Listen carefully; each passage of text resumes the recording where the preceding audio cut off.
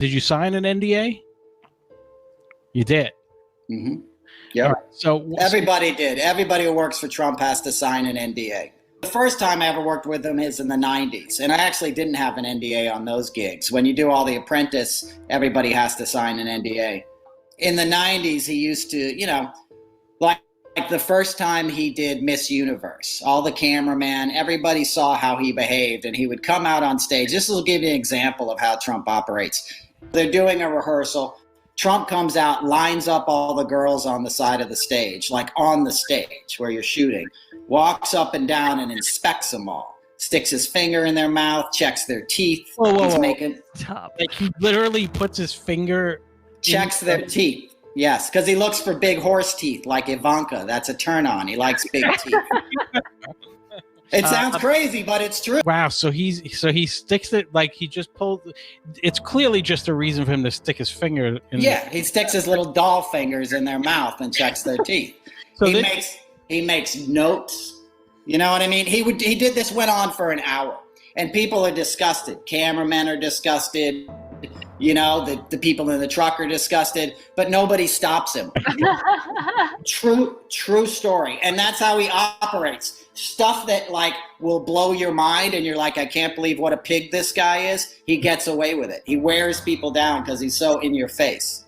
Now, I was just a PA. So I grew up in New York in the 80s. So Trump was just like a joke to me. Yeah. You know what I mean? So it wasn't like, even in The Apprentice, you weren't like, this guy's going to be president. You're just like, this guy's out of his mind. He's making his daughter give him a lap dance in front of people. So the women are lined up, and so he walks up, he inspects them, puts his fingers in their mouth to see their teeth, doesn't ask them to do it. He does it. He lifts up their lips and looks at their teeth, just like you're buying a horse. So I'm telling you, he would take notes at some point. He had a little notepad. He'd look at their asses, look at their tits. So he's checking the stock. They were his girls. And it literally was written into the schedule. Trump inspects contestants the next year. The first year, people are like, what is happening? You know what I mean? But he owns the pageant, and he liked to make a show of it. He would literally pick the girls that he wanted to go to his room. What did he say? Exactly. You and you. If you want to win, come up to penthouse suite. More or less. Hey, that's so gross. So you don't want to be the girl that Trump likes. Right. You don't want to be the one that he, there's a reason he has 200 charges, 200 alleged sexual assault and 25 people on record, right now saying he attacked them. So he's not the guy you want the attention from. And you've seen that firsthand. So you've seen that firsthand. I've seen him do things that a normal dude who was on the up and up would not do. Yeah, well, I think once you got to the fingers in the mouth, I think that was pretty...